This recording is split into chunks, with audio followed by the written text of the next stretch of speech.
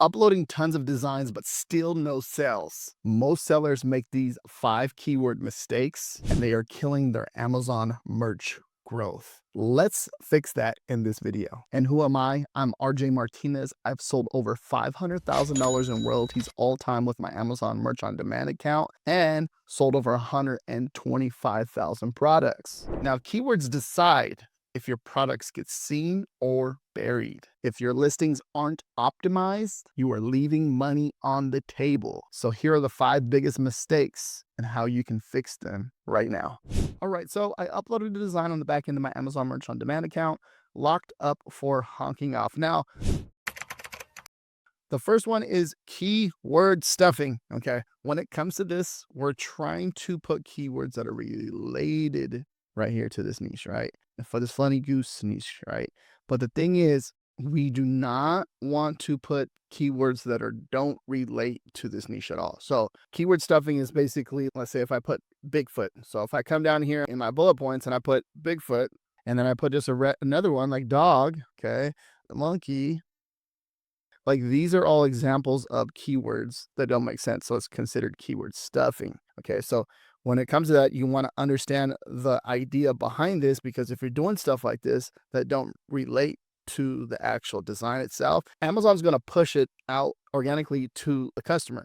And once they see that when they push it out and you're not getting traction, you're not getting any sales, or you're getting like the people are just scrolling by it, it's okay. It's one, it might be a good design, or the keywords are messed up in the listing. So they're going to push it back. Okay. So keyword stuffing is number one. And the best way to fix this is to come over here and actually create the whole listing like this. So locked up for honking off.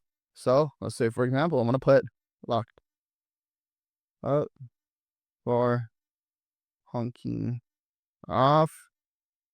Okay, so make sure we're locked up for honking off. And there's just an example of how we're going to do the actual listing, right? And you can see that this depends on you, how you want to do this. You can put this at the beginning, but I recommend you put the most like powerful keywords in the front end of the actual title itself, because this is going to help you get more traffic and traction. So for example, I'm going to put funny, right, and then you, depending on you, what you do here, but this is just an example of how you can do the actual listing. We're doing, and we're going to get in more detail about everything else too, but let's say, for example, like this all relates to the actual design itself. So the main goal is to not do this, but do more of this and find those different keywords out there to help get people's eyeballs on the actual product or design. All right, mistake number 2 is going to be, so for example, if we're not leveraging long tail keywords, okay, so that's very important when you're doing any of this stuff. Is if you're ignoring like long tail keywords, that's a big no, because the long tail keyword, the more passionate the buyer is, right? So if I come over here and I type in, let's say funny goose, right, you're seeing all of this pop up. Now you're seeing like even like a suggested keyword that's even longer for 4th of July. Now 4th of July is already passed, right? But it's still pushing it out. But these are different ideas. For example, look at this one, funny goose birthday. So if we like, so for example, let's do this birthday. Let's see if there's one funny goose birthday. Okay. Girl, okay. You see what I'm doing here is just understanding the keywords. And let's say, for example, this is what pops up here. You can see how longer the keywords, the long tail keyword right there, it's getting a little bit more passionate. All right, it's going down a whole rabbit hole, right? That they think the goose might be turning 1.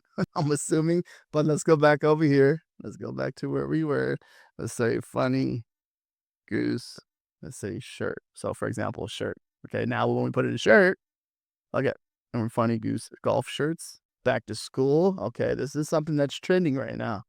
But let's go right. Let's say this one. I like the back to school too, though. So some people are actually wearing these goose shirts for golfing, right? Also doesn't mean that you cannot, and we might have found something, because by doing keyword research and understanding keywords, people are searching for keywords to buy. Okay, when they search for a keyword to give them a product they want, they're trying to buy. So there's an example right there. I'm only seeing, okay, here we go. Here's a honk honk. Okay, this means something interesting here. But I think it's missing. Like we need more here. It's like an underserved niche. And that's what I'm saying right there. So ignoring the long tail keywords can prevent you from getting sales. Okay, that's important. So you understand the back to school one, or that back to school one. Okay, it can hurt you. So that's important that you some cool stuff. See now, see how I typed in when we typed in golf, it wasn't popping up. Now we're typing in back to school. We're getting some search results in here. Okay. And that's the idea behind this. So now here's the thing. Even if you nail your keywords, having your own branded storefront takes your POD business to the next level. That's why I recommend Everbee Store. It lets you instantly create a professional storefront, sync your Etsy listings, build a real brand in under 5 minutes. I'll drop a link down below so you can go check it out. Making sure that you're leveraging those long tail keywords in your listing is important, because if you're not doing it, it's going to hurt your sales. All right. So mistake number 3 is you're copying your competitor's listing. Okay, exactly. Like you don't want to do that. So if you're taking these keywords right here and in the brand and stuff, and you're copying them exactly word for word, you don't want to do that, because you're hurting yourself. So if this product is ranking already, most likely it is, you're basically getting behind them. And then it's like almost in a way like copying their design. And one way to do this is, I'll show you a way right here, is do a search on Google, is back to school goose shirt, right? Now you can leverage this to see like what keywords are popping up to give you an idea. Now, no one owns the keywords, right? Unless they're trademarked or copyrighted, right? But keywords are keywords, right? And look at, see related keywords here, to see that, some more long tail keywords here, and you can see that they're popping up. But you just want to think about how the customer is going to search to buy your product. Okay, how are they going to search to find your design, or how are they going to do that? And then if you come down to the bottom, people also search for. You can leverage these type of keywords here. Then you can come in over here into ChatGPT. Give me a keyword for this phrase in different ways. So back to school goose shirt. How would someone search to buy this product? And literally just broke it down. So funny back to school goose shirt for teachers, right? This is a big one. So you're designing for teachers. Okay, cute back to school goose graphic tee for students. So students, okay, boys, girls, this would be a good idea. First day. Now we're getting somewhere. You see how it's like just breaking it all down. And remember, if we're not leveraging ChatGPT to help you with this information or this stuff, you're missing out, because remember, ChatGPT has all the information that I'm sharing with you right now. It has it all. Okay, watching someone do it, obviously, it's a little bit more easier to follow, but leveraging it like that, how I showed you, that's big. Okay, because now you're getting designed, like who you're designing for, you know, how they're going to search for it. It just, everything goes hand in hand here. It's very powerful if you understand this. All right, next is keyword placement. Okay, when it comes to something like this, you have to understand the keywords are very important. So the keywords are very important. And going back to the listing, like the most important part is the brand and the title. And then I believe that the bullet points, bullet point 2, and the description would come next. Okay, just think about it as SEO wise, but like title and brand is Amazon. Okay, and then like bullet point 2, bullet point 1 and 2, and description would be more like the search platforms like Yahoo or maybe even ChatGPT or anything like that could help you rank on there. So this is up to you. I test out both. I've been doing a lot of the brand and title personally myself. But the thing is, we want to understand the actual design. Like I said, and the main goal is to put everything, so the heavy keywords in the front of the title and the brand. And that's what I've been doing personally. So this is all up to you, but you don't want to put anything like, so you don't want your title to be sloppy. You don't want it to be like all over the place. And this is a simple one that's like very, like, it's good enough, right? But obviously there's more I could put into here, but you're looking at this, you're understanding it. And then like your bullet point 1, let me go ahead and erase this out of there. Bullet point 1 and bullet point 2, you can obviously put some more. You can have a ChatGPT help you with a bullet point 1 and bullet point 2 and description. But the main focus is putting these keywords up here. Okay, you don't want to put your main keywords in the bullet point 1 or bullet point 2 and description. You want to do, if you can do both, do that, do both. But you don't want to have bad keywords in your title and brand, is what I'm saying. You want to have these solid, heavy, like goose as front of the title as possible. Okay, this is going to help you get more traffic. Okay, you're going to get organic traffic, and hopefully with the organic traffic, you make a sale. And if that happens, right, then you start to rank more, and then the algorithm starts to push your product more. Okay, so leveraging this, and the one way is brand 1. The brand, you can put 1 to 2 solid keywords. The title, 1 to 2 solid keywords in here. So 2 solid keywords there, long tail keywords in here.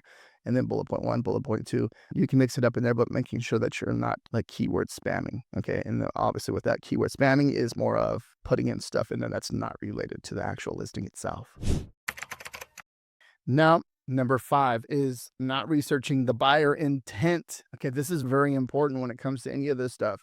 Like understanding how the buyer is going to search to find your product, is like it works for, this is going to work for Amazon. This is going to work for Etsy. Any type of search platform where a customer goes into the search bar, types into the search bar, and tries to find a product. Okay. Now you can leverage like ChatGPT for this right here. This is important because if you leverage ChatGPT to help you, what's the direct intent? Look at the direct intent, right? You've seen this, right? Who's going to be funny back to school goose shirt for teachers? So for teachers, okay.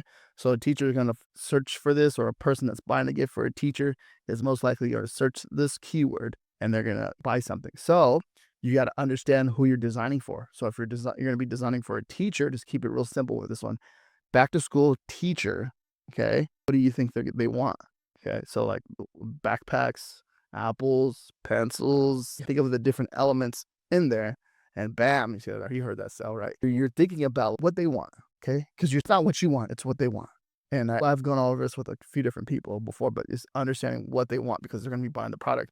And hopefully you create a design that they want because you understand like what they want. And once that happens, hopefully another teacher wants that, and then another teacher, or another person buys that teacher a gift. And next thing you know, you have 3, 4, 5, 6, 7, 8, 9, 10 sales. So understanding and researching what the buyer wants or what that person wants on their design is important. Very important. Okay. And I think probably one of the most important ones, but everything I broke down is very important. So understanding that is very powerful and can help you increase your sales and actually get better with your designs too. And just a little tweak, right? Just a little bit, okay? Just understanding that just a tiny bit can make all the difference. Fix these keyword mistakes today. You'll see a big difference in visibility and sales. And if you want to build your own professional storefront, make sure you check out Everbee Store. My link's going to be down below in the description, so check that out. And if you want more low competition niches, watch this video right here next. Thank you very much for watching. Peace out.